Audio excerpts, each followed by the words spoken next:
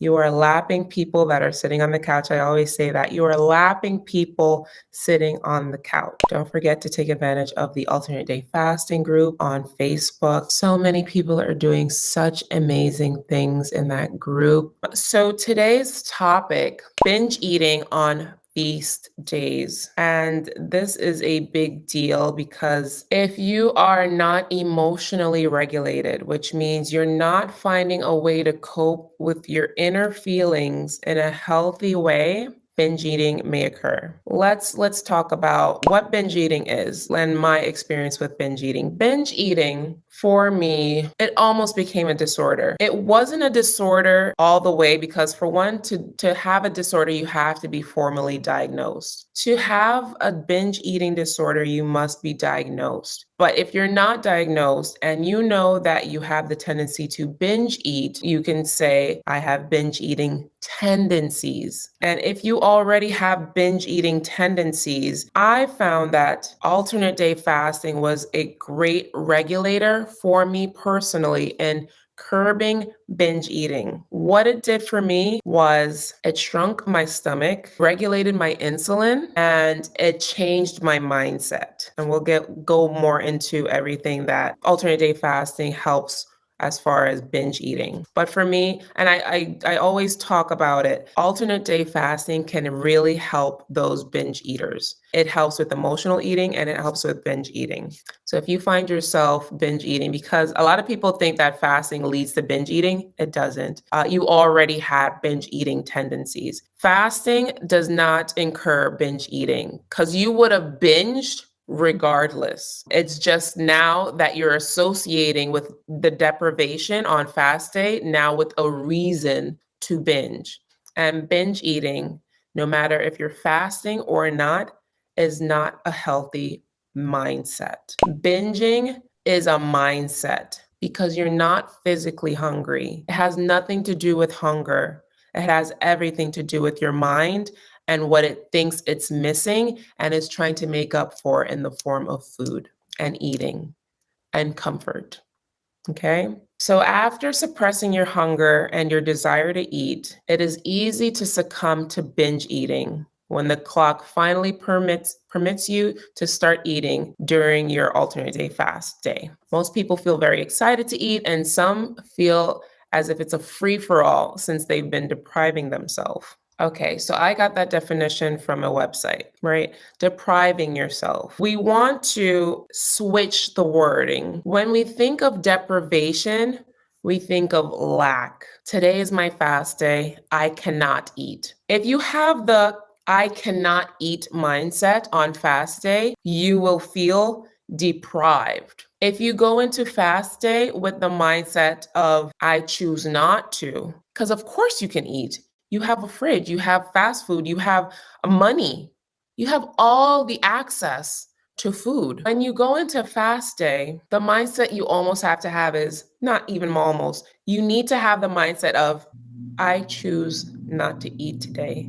I am giving my body a break. I am giving my digestive system a break. I am giving my body time to heal. Fast days should not be punishment. Fast days are not punishment, okay? And that goes into the self-sabotage mindset. You're not punishing yourself. You're giving your body a chance to do what it's meant to do, which is take care of other things. It doesn't have time to be processing and extracting and absorbing nutrients from whatever junk food you're eating all day. It's not supposed to happen like that. Your body has other things to do, other processes to take care of. Give your body a chance to catch up. And sometimes I find that on my feast mornings, like after a fast day, on my feast mornings, I have the best bowel movements.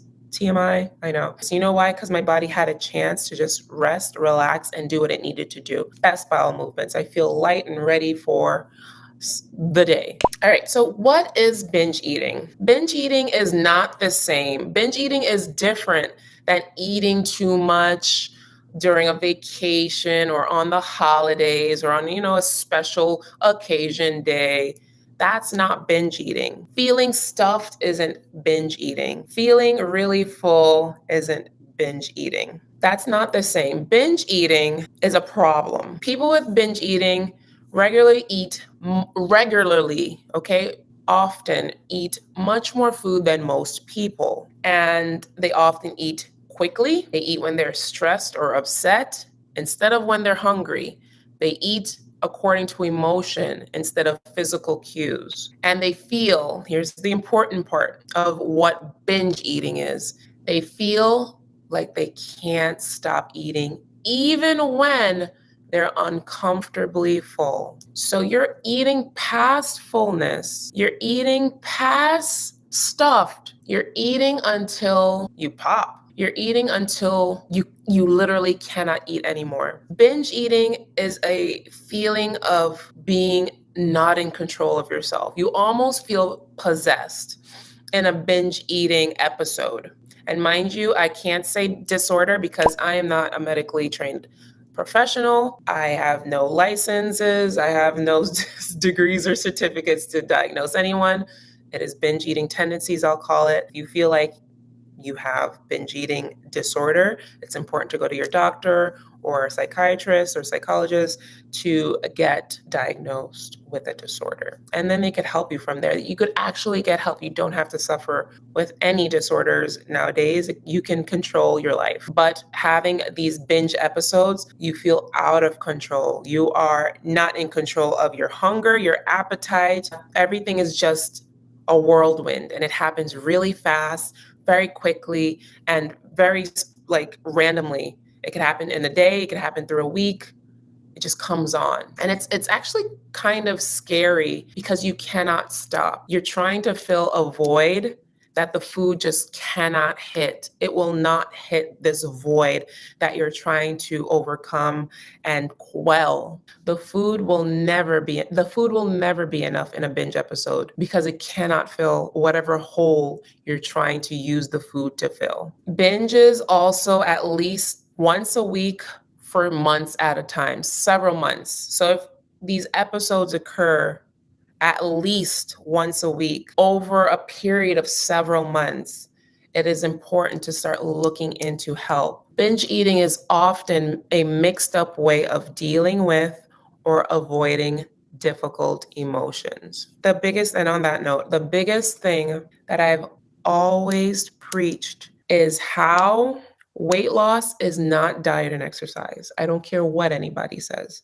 Of course, it comes down to the mathematics. Eat less, work out more, create a deficit. But ultimately, weight loss is a mindset. Weight loss is a mindset. When you take away food on a fast day, you are left with yourself. It's just you now. There's no sweet snack to run to when you're feeling stressed. There's no macaroni and cheese to run to when you're feeling down. There's no popcorn to eat with your nightly news. You're just left with yourself. And a lot of people don't like themselves. And not to say that if you are overeater, you don't like yourself. That's not what I'm saying. If you treat your body in such a way where you don't care what you do to it, you don't care what you put in it, you don't care how it looks, you don't care how it's treated, you don't care about your health, there's a lack of self-love there. And liking yourself is very important before you start the process of losing weight, because ultimately you will sabotage yourself. You will sabotage yourself because you feel in your brain you don't deserve to look good, feel good, be treated well, live well. You ultimately don't feel like you're worth it if you're lacking that self-love. So the mindset, you're just left with yourself. You're left with yourself when you take away all the food on fast day. And that's what I love. I love that the most. The day I found out journaling my feelings onto a couple pages of my notebook took away my hunger, because I wasn't hungry. I was just sad, but I didn't know the difference at that time.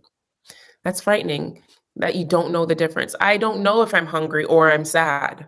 A lot of people don't know that they're feeling an emotion and confusing it with hunger. A lot of people don't even know they're thirsty and confusing it with hunger. grab a cup of water. When we're able to realize how we feel on fast days, because the food is gone now you're fighting demons. A lot of times fast days are so hard because you're left with yourself, and it's scary. A lot of people can't be alone.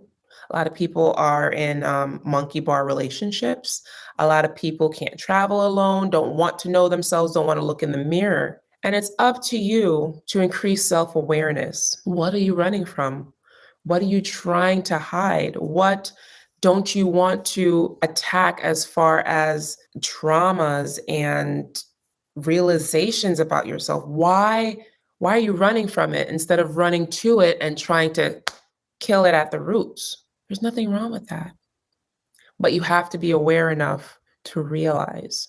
All right. So if you're feeling like you're binging, you're self-sabotaging, you can't get a hold of your emotions or your eating patterns, it's really time to get serious about your mental health. Most free and easy way to start is start journaling. I have a video on journaling for weight loss. I find it one of my best videos because it's so powerful, but people overlook it because that requires insight. And people hate looking at themselves. A lot of people hate looking at themselves. It's hard to change who you are. I've been this way for so long. Why I gotta change? F that. I get it. I get it. But as long as you know you're on your way to healing. Why are we binge eating on feast days? Here's some likely reasons why. A combination of things, including genetics. It can be passed down. If you had a mom that binge ate, you likely could binge eat as well, because it's not necessarily in your DNA. It's more like familial habit, almost like a generational curse. So if your mom was a single mom, it's more than likely you'll be a single mom, because this is just a way you've grown up seeing it. It's not to dictate your future, but it's more likely to, just because of familial habit. Diabetes runs in your family. It's likely you'll have diabetes, not because it's wired into your DNA, but because of the habits. Skipping meals, okay? Skipping meals is a likely way to binge eat. That includes if you're fasting or not fasting, okay? Because you're just having this brain of, I didn't eat, I need to make up for it, and I'm gonna go all out. Some people use food as a way to soothe themselves or to cope with difficult feelings. People with binge eating disorder are more likely to have other mental health problems, such as depression, anxiety, PTSD, and ADHD. Now, on that note, my heaviest was like 250s. And I went to my doctor and I told her, I just eat a lot. I don't know why. I just eat a lot. She was like, we could give you a prescription for that. And I was like diet pills? She was like, no, it sounds like you might have binge eating disorder. I'll give you some pills. When I tell you, I swallowed so hard. Oh, okay.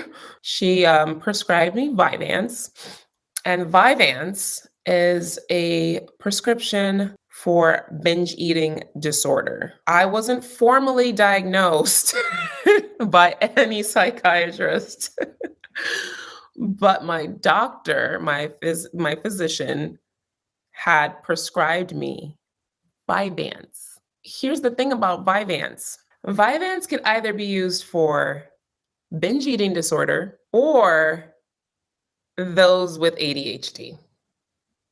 Huh. How are those two remotely linked?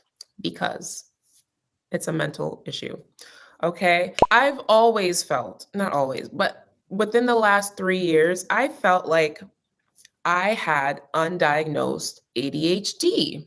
I felt that because a lot of people feel like ADHD is only for little boys. It's not. Little girls have ADHD.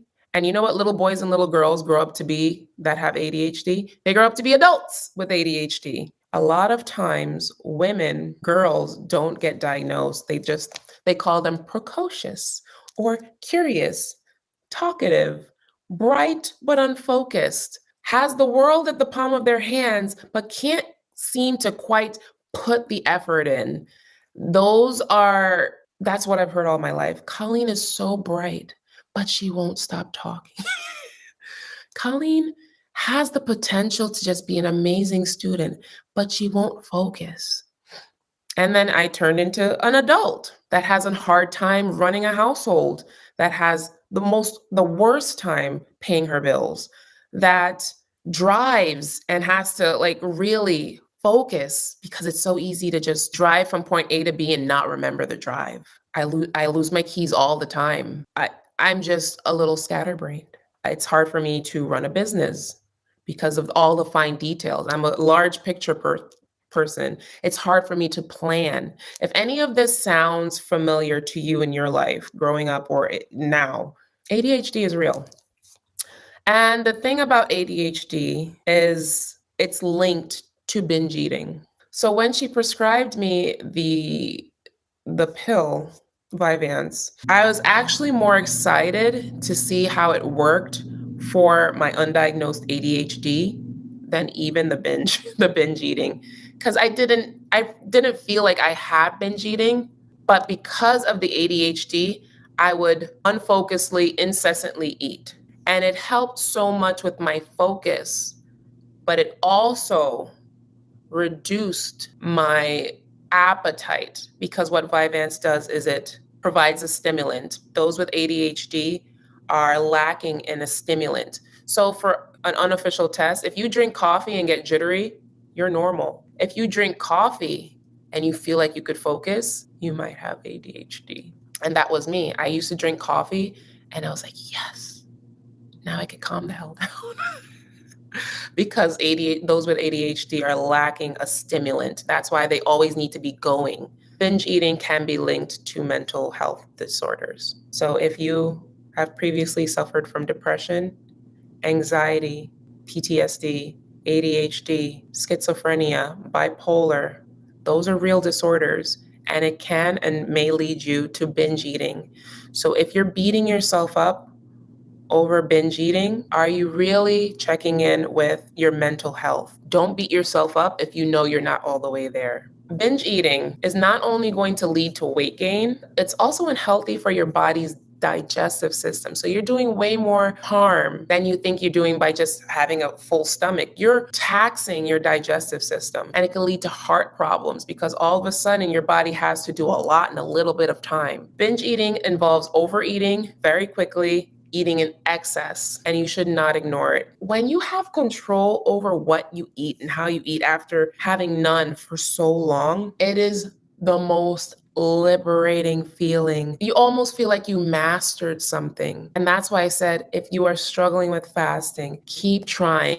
Shorten your window. You don't have to go as long, but exercise that muscle, because willpower is a muscle and it must be exercised. If you just give in, if you just stop at 10 and you know you can go to 11, 12, 13, 14 in a squat, why wouldn't you do so? You're not going to grow if you don't go to 11. You're not going to grow if you don't go to 12. If you keep stopping at 10, keep going.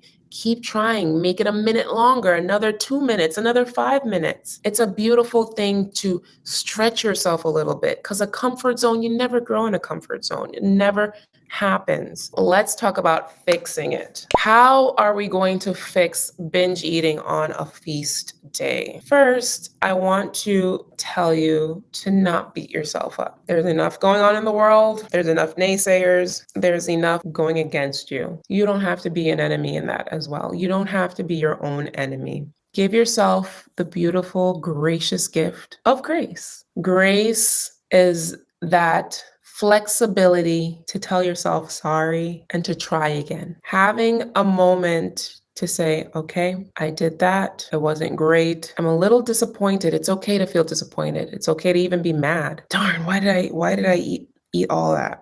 That wasn't good. You could take that moment, correct, and try again the next meal. You don't even have to wait till the next day. Don't make the day a whole waste. Try again the next meal. I went all out. I'm gonna calm down, start again, and then try to do better your next feast day. Okay? Learn from your mistakes. When you give yourself grace, when you mess up, it's not to say, okay, well, that's just me. No, you give yourself the time to learn from this day and correct it for the next time. But you can't beat yourself up. I don't want you to beat yourself up. Another way to fix binge eating on feast day, you need to start changing the mindset, and here's how. Intermittent fasting is essentially about willpower. We're exercising this muscle called willpower on any diet, on any fasting regimen, protocol, pattern, on any exercise program. You're going to use willpower. Every day you use willpower. Because if you just gave in to all of your whims, you would be gluttonous. You have to tell yourself stop. But intermittent fasting is essentially about willpower. You need a radical mindset shift to make this eating program successful for you. Because it's not a diet, it's a lifestyle. The fast day is to recorrect your eating cues, how to eat more intuitively, how to eat until you're full and stop, until you're satisfied, how to eat properly on feast days.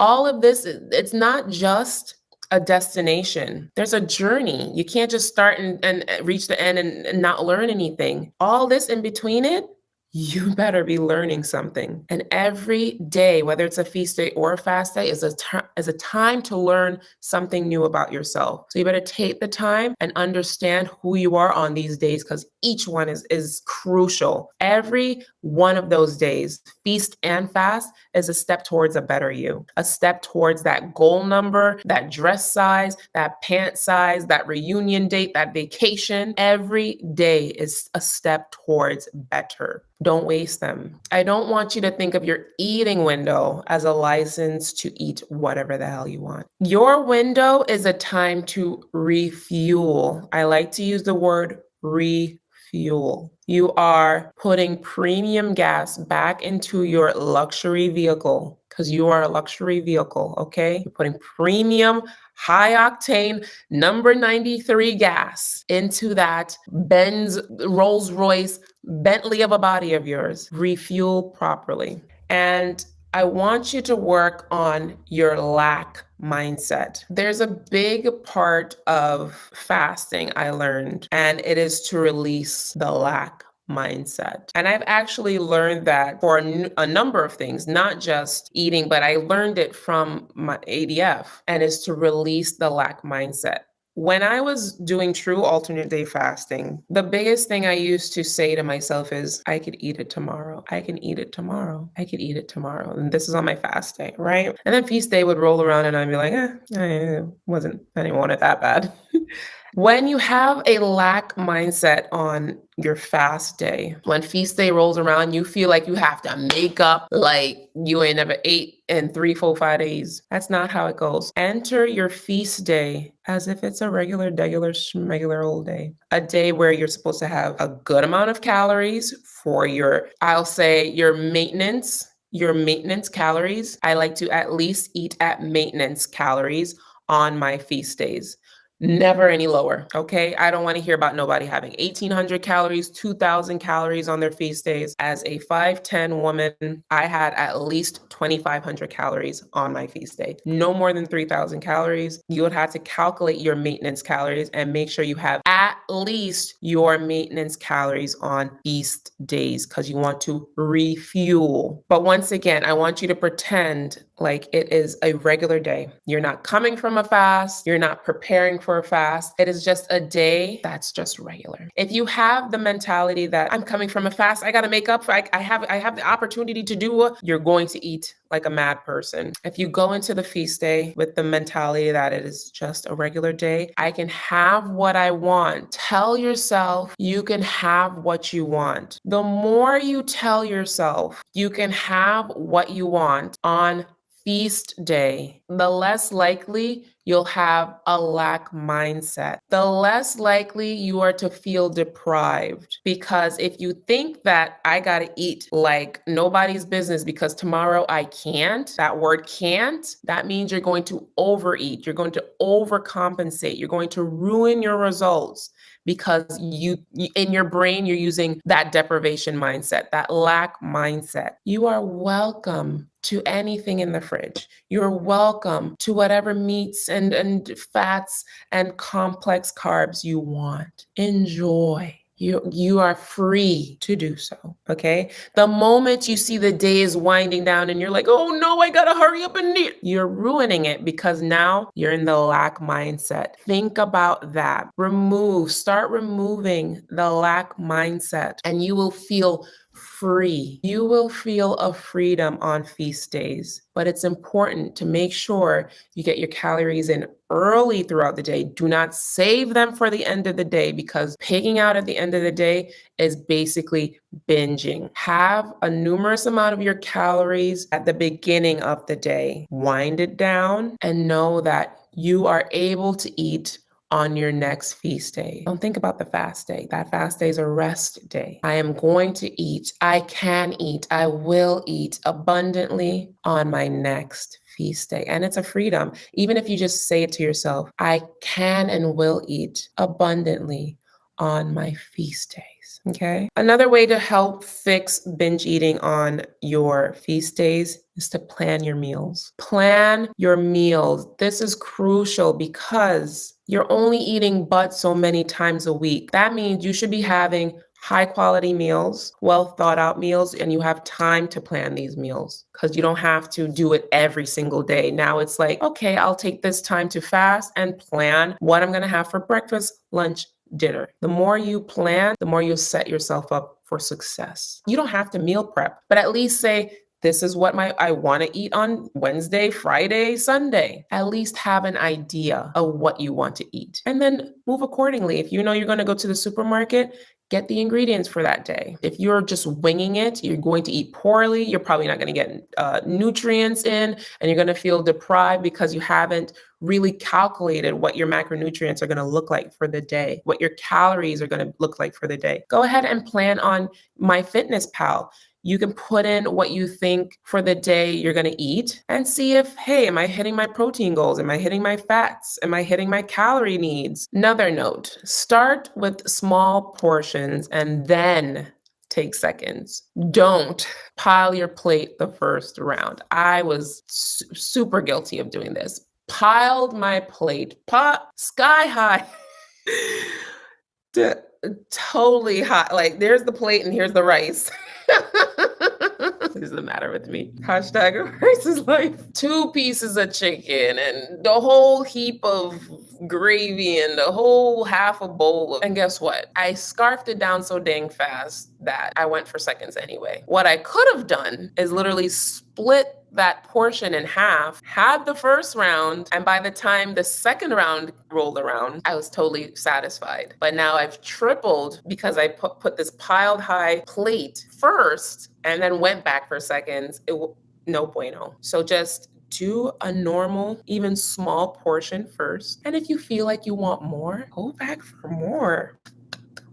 Go back for more. If you want more, eat until you're satisfied. But at least you started off small. So if you really do still feel hungry, okay, yeah, we have room for more. But if you have this massive plate and you're scarfing it down and then you go back for more, that's not necessary and it's not needed, because would you do that regularly? If you weren't fasting, would you have such a massive plate? Think about that. If you wouldn't do it if you weren't fasting, don't do it if you are. Okay? Take your time eating. Binge eaters, those with binge eating tendencies, wolf down their food. That's me. I've always been a fast eater. I don't know why. I feel like the food is running off the plate. People can't share food with me because I just like, and that goes back to like my ADHD. Like I kind of just do things mindlessly, but I need to do it while doing something else. Okay. So take your time, chew your food slowly, concisely. I know in this day and age, it's hard not to eat while watching something, but if you can, sit at the table and eat your food with no distractions, no books, no TV, no phone, no iPad. One bite at a time, put down the fork, chew, pick it up again. All these little things, I know it sounds like, what? They make a big difference because binge eaters, those with binge tendencies, have the tendency to scarf down their food real fast, real quick, head into the kitchen for more. Take your time because the body takes about 10 to 15 minutes to realize it's even full. And if you're eating so fast before the body can send you that signal that, hey, I'm full, you've already passed the threshold of fullness and you're going into stuffedness by the time the body can realize what you're doing to it. Eat nutritiously. Calculate your macronutrient needs to see how much protein you need, how many fats you need, and focus on fiber-rich, slow digesting carbs that you'll need. I always say, please eat nutritiously on your feast days. There's a huge difference between a muffin for breakfast and a bowl of oatmeal for breakfast. There's a massive difference between a bowl of oatmeal for breakfast and an omelet for breakfast. Like, they just hit different, okay? So really focus on the protein number one. You should be having a protein with everything you eat. Even if you choose to snack, on your feast days, have protein. If you have an apple, eat it with peanut butter and or nuts. If you went to the gym, have a protein shake. Get in your protein. I swear it'll make a difference. It'll make you satisfied. Enjoy fats. Fats are important. Fats keep you looking plump, healthy. It makes your skin glow, and fats are satisfying. Don't be afraid of the higher fat content meats. Don't get lean. Lean is overrated. Get you some high quality oils and or butters. If you enjoy avocado, guacamole, eggs, wonderful protein, fat in one. Enjoy nuts and fiber-rich, slow digesting carbs. This includes oatmeal, brown rice, quinoa, bulgur. Honestly, potatoes, just a regular white potato. So one of the most satiating foods you can ever eat. Don't overlook a potato. Just because it's white, they're low calorie, they're low fat, they are super satisfying, full of fiber, full of potassium, higher potassium than a banana. Don't forget about the underrated potato. A good russet potato baked, you slap your nice cow-fed butter in there. Don't get me started. And avoid junk food, avoid excessive sweet, avoid snacking. What this does, hikes up the insulin, raises the blood sugar, gives you cravings. You want to eat down the house. A rule of thumb for me, how you start the day is usually how your day is going to go. So if you start your day with sugar, you're going to just crave sugar throughout the day. I've noticed this. If I have, say I picked up a little pastry, I'm going to crave sweets throughout the day. It's over. So start wisely. When I have an omelet, which I've been loving omelets lately, I am satisfied for hours. And because I'm satisfied, I'm able to make another wise choice for lunch and another wise choice for dinner. How you start the day is how the day will treat you. You would have to do a lot of course correction if you mess up in the morning and need to get back on track, okay? Because that muffin will take you from, you can go this way, which is the right way, or that muffin could take you like fruit roll-ups, you have a candy bar, all of a sudden you're having pizza. Hydrate. I know we're not drinking enough water. If you think you are, you're not. You are not. You're not drinking enough water. Have water. I know we're not drinking enough. I know I'm not drinking enough. I know you're not drinking enough. Drink more. It's never a bad thing. On your feast days, you need to be catching up on hydration, because I know when you are hydrated, you eat less, because a lot of us confuse thirst and hunger, and it's a dangerous trap. Try to have some water before you eat. Give yourself time and then have your meal, and you'll feel just as satisfied as if you even ate 2 plates. Lastly, my tip to help fix binge eating on feast days: you have got to have sufficient sleep. You have to get sufficient sleep, because what sufficient sleep does is it helps improve your self-control. If you are tired, you're going to be cranky. If you're cranky, you're going to be emotional. And if you're emotional, you're going to want food to quell those emotions, because you're not emotionally regulating by journaling or speaking to a therapist or venting to your best friend or anything. You're just keeping it all inside, and you're praying it'll release through some method, way, shape, or form. But instead, you're left to eat it away. Don't fall into the trap. Get quality sleep, 7+ hours or more, 7+ hours or more. And it's not easy. We're addicted to our phones. We're addicted to staying up at night. We have kids. We have busy lives. It's hard. But I want you to know that the more quality sleep, and I say quality because sleep is not just sleep. Sleep has different levels. The more quality the sleep, the better you'll be able to regulate your hormones and make better decisions throughout the day. And that's for everything. everything, not just your food choices, but everything. You'll be a happier person. You'll be more grateful. You'll be more gracious to yourself and others. Having better quality sleep and a sufficient amount is life-changing. You don't have to suffer with any kind of disorder or binge eating tendencies at all. There's help and there's options, okay? Thank you so much for being here, and I'll see you in the next one. Bye-bye.